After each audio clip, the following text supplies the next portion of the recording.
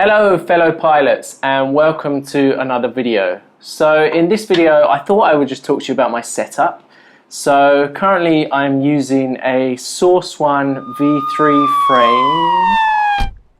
Hello, what do we have here then? What? Afternoon sir. You're who? Can you not read?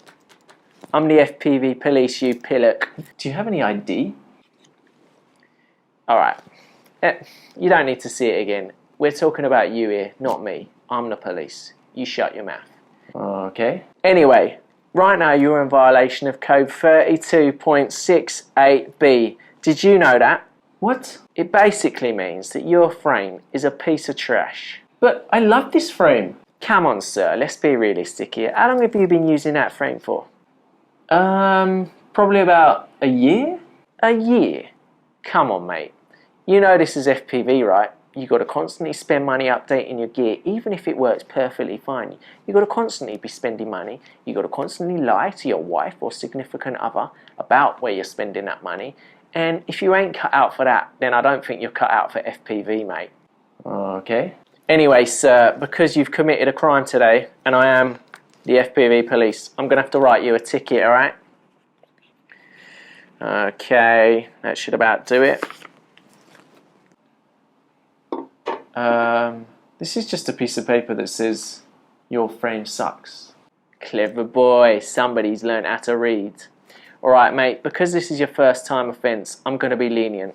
I'm going to give you this, alright? It's a new frame, you don't forget to update as soon as possible or I'll be back round here. Oh, wow. Okay. Thanks, I guess. 10-4, code blue 34, immediate assistance required. Alright Gary, I'm on the way. Roger that. Sorry sir, I'm going to have to leave you. I've got an urgent situation to take care of right now.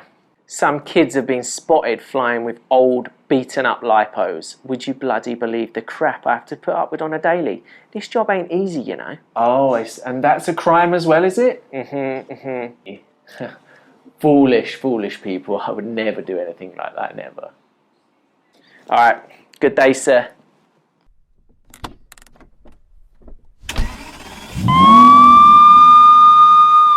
Alright, I guess I should check out this frame then.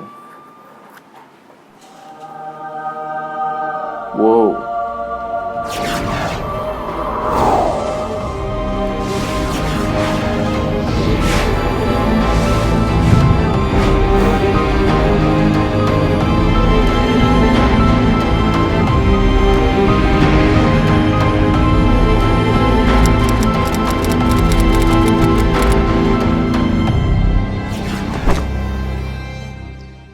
Okay, so what are we actually talking about today? We're talking about this Manta 5-inch freestyle frame from Axis Flying. Now, I've been flying this trusty old Source One frame for quite a while now, and I've noticed it's becoming harder and harder to get hold of. I think the only place I can find it is from the TBS website in Hong Kong. So, I mean, it's like over 2 years old, I think. So I thought I would give a brand new frame a try. So I've got this new Axis Flying frame and I just thought that I would use this video today to see the differences between the two frames and also just see how easy it is to build and just what it looks like and feels like in general.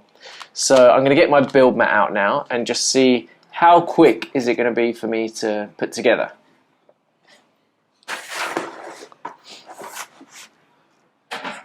Got my Ethics prop tool, of course.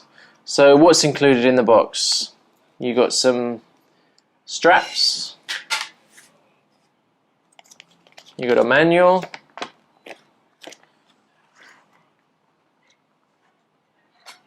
top plate with a battery pad, bottom plate, then we've got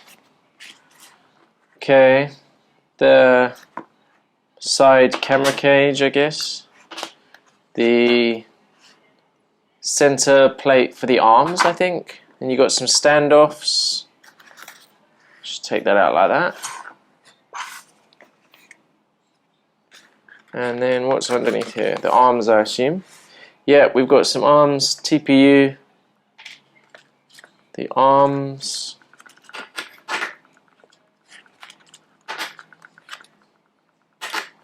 some screws, and a nail file. Alright, anyway, let's see how fast I can build it. Start the timer. Just going to stop for a minute. I have literally just started and I already love the way that this comes together.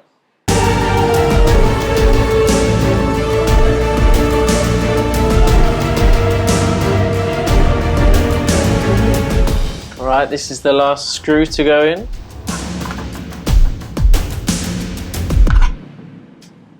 And that's it. There you have the Axis Manta frame. As you can see, it's a true X configuration. You can see there, it's truly an X. It's not a false X. So what's the differences between this frame and this frame? And also, I have been thinking about upgrading my frame for a while, and a lot of people keep telling me, you need to get an Apex, you need to get an Apex. And whilst I was considering getting an Apex, there's a few things that kind of put me off. So I'm just going to talk about what it is that I look for when I'm buying a new frame. So firstly, a big factor for me is the price. The thing that I love about this frame is it's dirt cheap. It really is cheap. If I compare this frame, obviously this one's slightly more expensive. I think this one comes in at around 70 USD. Compared to the Apex, I think the Apex is closer to $100, maybe about 96, 97. So this one's cheaper. And to me, you know, it still feels like a premium frame. So something else that I look for is weight. Personally, I don't like frames that are too light. I don't like them too heavy. Actually, this is quite a heavy frame. It's 145 grams, this Source 1. The Apex, I think, comes in at around 115 grams or something. This one, I think, is 126 grams. So I think it's a good weight range. I like to have a bit more momentum when I'm flinging my quad around, you know. Slightly heavier frame, for me personally, works better. Something else that I look for is how easy is it to build with.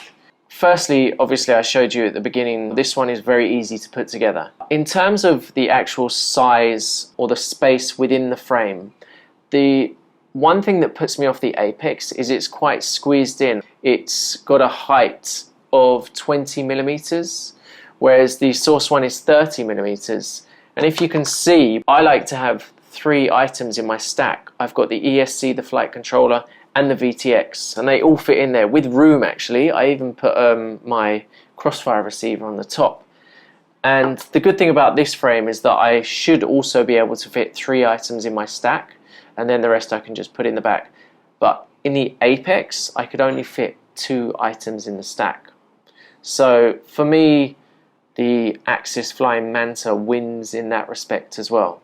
So performance is a huge thing that you should be thinking about when you're buying a new frame. Obviously, I haven't flown this yet, but it's true X, you know, that gives it equal stability on all axes. It's about the right weight that I kind of like. 126 grams is perfect, I think.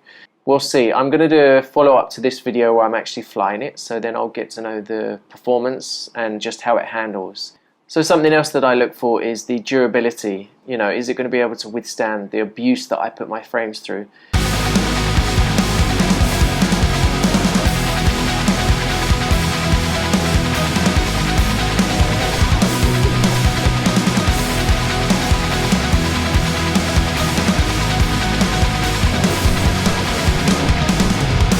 So the arms on this Manta frame are 5 millimeters. If you compare to the Apex, they're 5.5 millimeters. The arms on this are actually thinner, they're 4 millimeters, but they're a lot wider. So it'll be interesting to see whether or not this will be as durable as this frame. I do like the way that they're really rigidly like fixed in place. I think that that's going to add a lot of strength and durability, but you know, we'll see. So that's it really, you know. What can I say? First impressions are, I love the way that it was easy to build. I love the way that the arms just slot together like Lego and then screwed in so that it's really rigid and tight. And you know, these things aren't moving, which is great. I like the fact that there's a lot of room in the middle to build with. And I'm interested to try this True X configuration. So that's about it. If you guys have tried it already, it's quite a new frame. I haven't seen many videos out there, but if you have, let me know what you think about it. and you know, it might be a replacement to my trusty Source One V3. Don't worry, buddy, still love you.